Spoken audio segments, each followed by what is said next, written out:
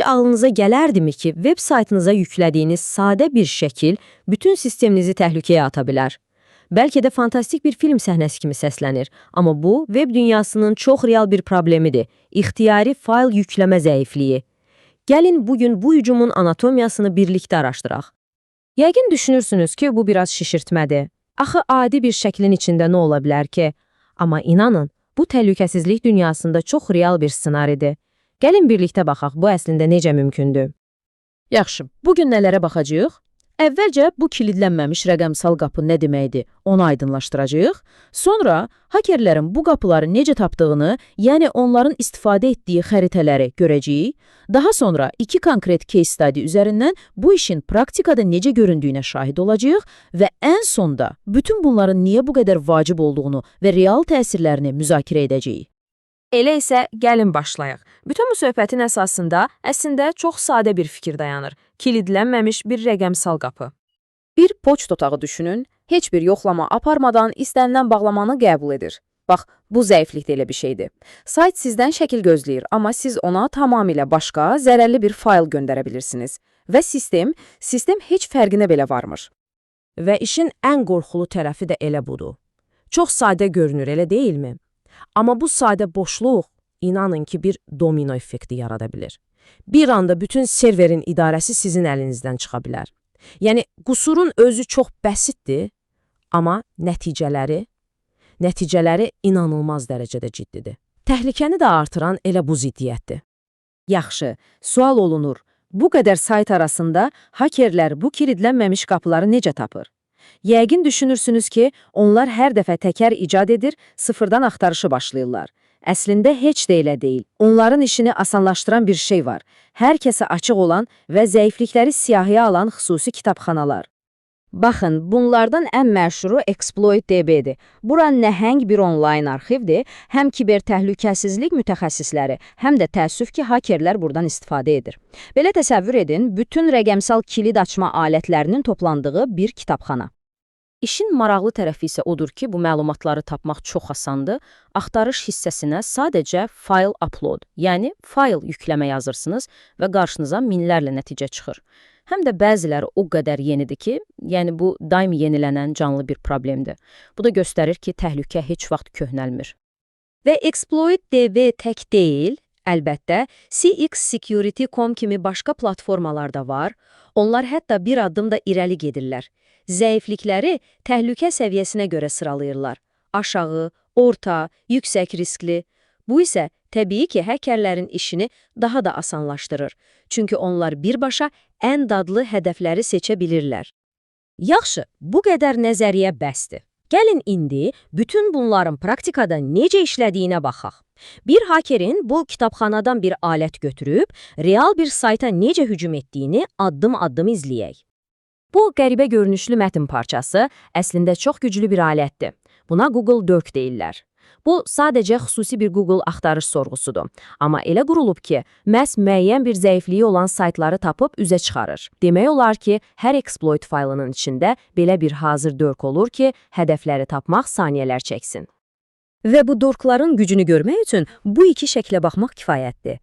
Sol tərəfdə ümumi axtarış bütün dünyadan 10 minlərlə potensial hədəf tapır. Amma sağ tərəfdə axtarışın sonuna sadəcə bir kiçik detal site.fr əlavə olunub. Vəssalam. Axtarış anındaca daralır və sırf Fransadakı minlərlə zəif saytı göstərir. Bu qədər dəqiq işləyir. Hədəfi tapdıq. Bəs sonra indi növbəti mərhələ gəlir. Haker həmin o exploit faylının içindən xüsusi bir URL hissəsini kopyalayır. Buna texniki dildə payload, yəni faydalı yük deyilir. Sonra həmin hissəni hədəf saytın ünvanının sonuna yapışdırır. Və nə baş verir? Bum! Saytın normalda heç kimin görmədiyi tamamilə müdafiəsiz bir fayl yükləmə səhifəsi açılır. Bax, o axtardığımız kilidlənməmiş qapı budur. Artıq qapı açıqdır. Bundan sonrası isə demək olar ki, uşaq oyuncağıdır. Cəmi 3 addım. 1. Haker öz zərərli faylını seçir. Adətən bunu adi bir şəkil kimi maskalayır. 2. Yüklə düyməsinə basır. 3. Sistem heç bir sual vermədən, heç bir yoxlama aparmadan o faylı qəbul edir. Proses həqiqətən də bu qədər sadədir. Və ekranda bu yazı görünür, şəkil yükləndi. Bu kiçik, məsum görünən mesaj əslində çox böyük bir şeyin xəbərçisidir. Hücumun birinci mərhələsi uğurla başa çatdı.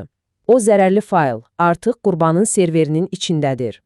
Və budur sübutu. Hakerin öz logosu olan şəkil indi birbaşa hədəf saytın öz serverindən açılır. Bu artıq nəzəriyyə deyil.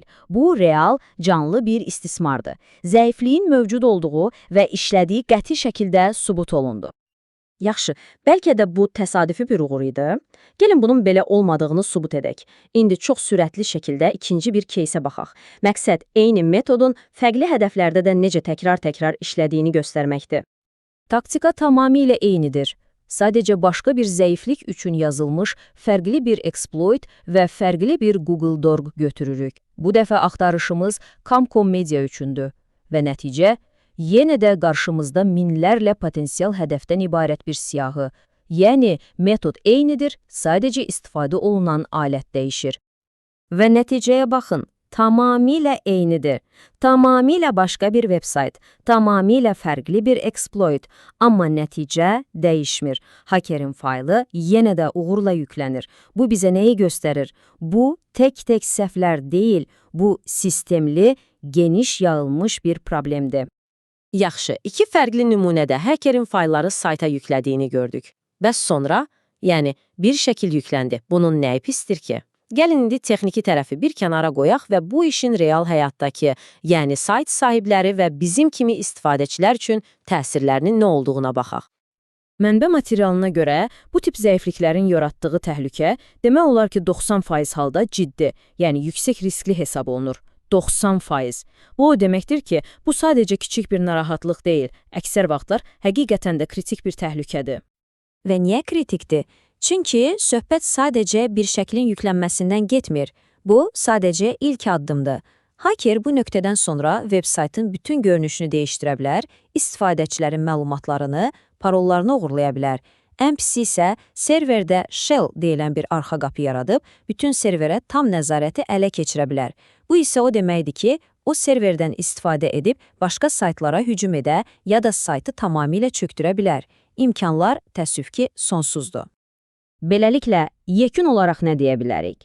İnternetdə bu cür minlərlə, bəlkə də 10 minlərlə kilidlənməmiş qapı var və onlar öz qonaqlarını gözləyir. Bütün bu gördüklərimizdən sonra düşünürəm ki, hər kəsin özünə verməli olduğu tək bir sual qalır. Bəs sizin rəqəmsal qapınızın kilidli olduğundan əminsinizmi?